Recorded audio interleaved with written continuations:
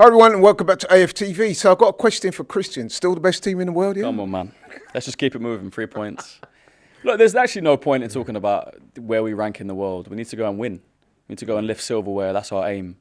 And we were saying on the stream as well, it's not even about performances. It's about 3 points. You know, we've seen Arsenal perform well in recent seasons, play beautiful football under Arsene Wenger, some under Arteta, you know, a couple of years ago and end up with nothing. So if we end up with something this year, I don't care how we play. I don't care if it's set pieces, long balls, whatever it is. Just lift the trophy. Absolutely. I mean, it's been a good weekend for Arsenal so far. City have lost as well. Liverpool lost. Arsenal have won 1-0. A goal by Eze. Now, we spoke about this prior to the watch-along. We said if there was somebody who was going to score for Arsenal today, it was likely to be Eze. And what a goal. Great goal. A game of fine margins. I thought Palace set up really well. We know they play the five at the back. I think they crowded the midfield. They pressed us. They looked dangerous at times on the break. They didn't really create anything dangerous themselves, but they limited us to very few chances. And this is why you bring in a player like Eze in the summer. You know, he's not necessarily the most involved. He's not an Odegaard. He doesn't dictate games. But what he can do is just pop up with a moment of brilliance. And that's exactly what we saw. You know, the free kick went in from Rice, bobbled back out to him. And he managed to get in front of Adam Wharton. And that finish, that's an incredible finish. Great goal. It's like he jumps, scissor kicks it into the bottom corner. Makes it look so easy. And he's such a casual player that you see that and you're like, yeah, good goal. That's an incredible goal.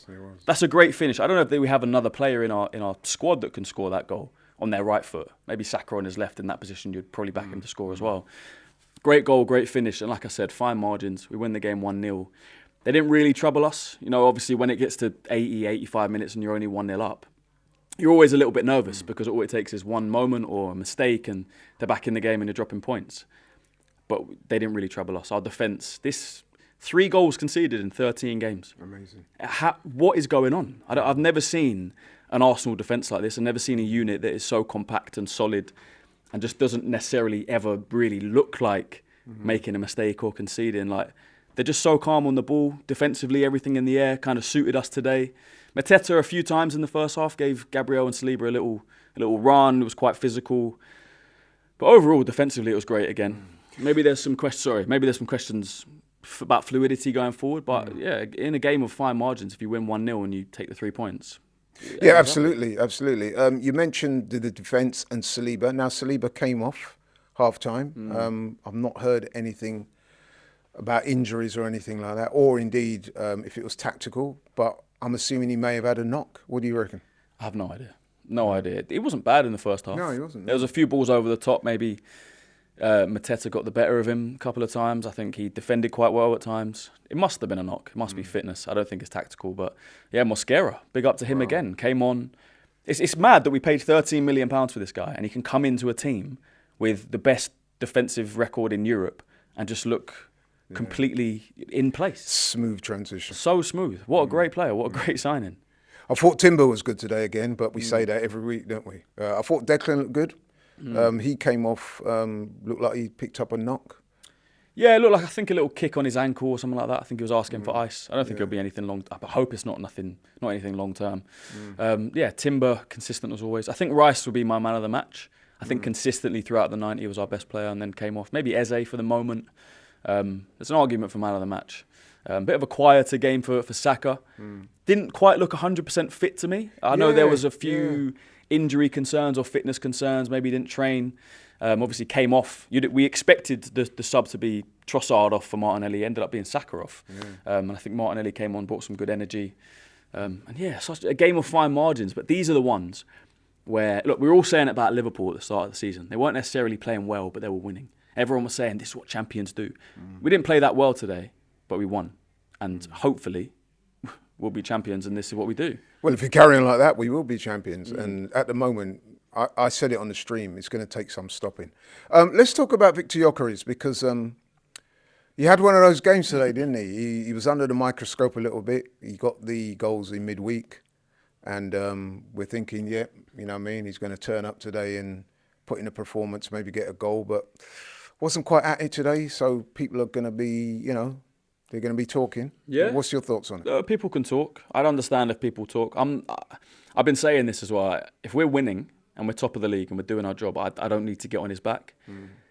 If I'm completely honest, I do want to see more. There were a few times today, half chances where I think he can get a shot off, maybe create something for himself. The one that bounced over through the middle, I think he'd take a touch and hit it.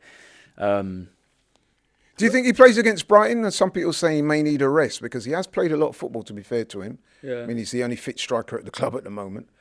Is there a case for maybe resting him, rotating him and putting Marino up top or trying Martinelli, one of those guys? Yeah, what do you reckon? There's a case for it. You could put Martinelli through the middle, Marino, like you said, Marino up top. You could put Trossard kind of as a false nine as well.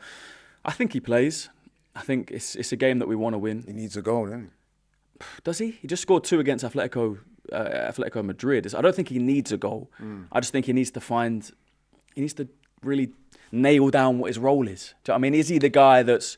Well, I'll tell you, his role was to score goals. No, but exactly. But then he needs to find the positions on the pitch he can get into to get his chances, because the chances aren't really coming right now. And he's fighting against the fullbacks to get space. He's eating off half chances. We're not really getting him into the game as much as we could. So I think there's improvements from Arteta in terms of the system to get him in front of goal, and there's improvements for him to change his game a little bit. But again, while we're winning games, while we're top of the league, I don't need to get on his back. He scored 5 goals in 13 games now. He would want more. I think us fans would want more. But again, we're winning games. So yeah, I get that. I've just seen some of the comments and speaking to 1 or 2 people. People are raising concerns because they're saying, look, this guy was the one supposed to be the game changer. He came into the team. He had a reputation with a mad rate of scoring goals. And some people have said they're just not seeing it at the moment. So I was very interested to get your views on that. But listen, overall, Arsenal looking strong, and I've got to be honest with you, man. I don't want to jump the gun, but I'm saying at this stage where we are now, it's going to take some stopping Arsenal. Yeah, I mean, defensively, teams can't score against us. This is 9 clean sheets in 13 games, 10 clean sheets, whatever it is. It's ridiculous. And we're seeing the other teams around us drop points. Yeah, Liverpool conceded the same amount of goals last night as we did in every game this season so far. It's crazy. 3 goals in 13 games. It's a ridiculous record. This defence is so solid.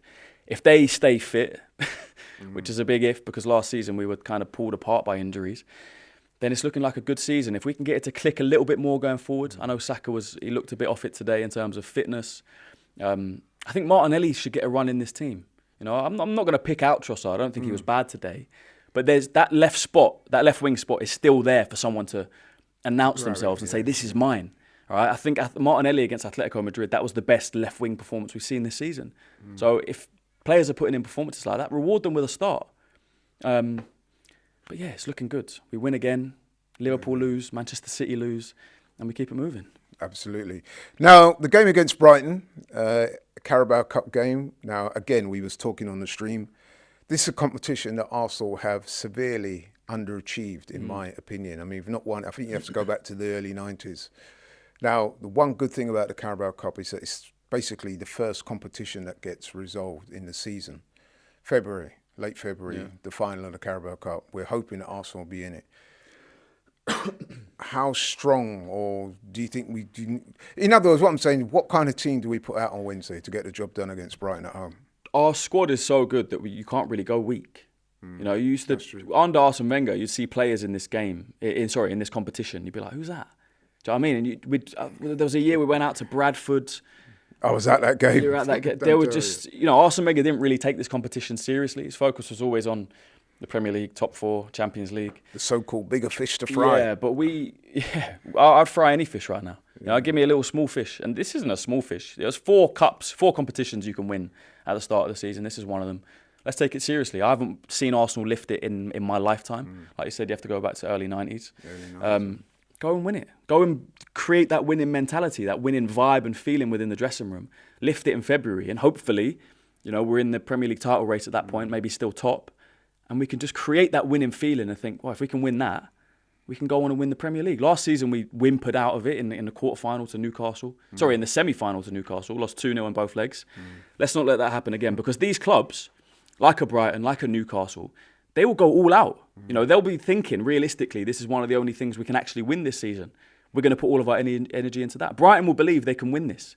They'll put out a strong team. I think we should put out a strong team as well and go and make a statement. Absolutely. I think we should definitely go for it. As I said, it's the first of the 4 trophies we're going to compete in this season. you could easily argue that in terms of the priorities, it's fourth of the four. But that being said, imagine the boost that will give the club. Not just winning a trophy that we've not won for many, many years, decades. Sure. It also gives you that, like you said, the winning mentality, that injection of optimism and confidence that you need going forward. Definitely. And yeah, we shouldn't be taking our foot off the gas just because it's a smaller competition. Go and win. Go and win the competition. Show what we can do. Like I said, create that winning mentality and keep the run going. Like we're on a great streak now. I don't know how many wins this is, 6 or 7 wins in a row. Go and win against Brighton. And we've got Burnley and Sunderland before the international break. Win those as well. And see where we are. Look around. You know, this is the thing as well. Obviously, a lot of the talk, and we're in content, right? It's our job at times to talk about other teams and whatever. Let's just focus on ourselves right now, right? We know that Liverpool and City have lost, but let's just build that gap. 7 points now of Liverpool, 6 points of City. Let's just keep doing that. Keep focusing on our job. Keep putting points on the board. Winning.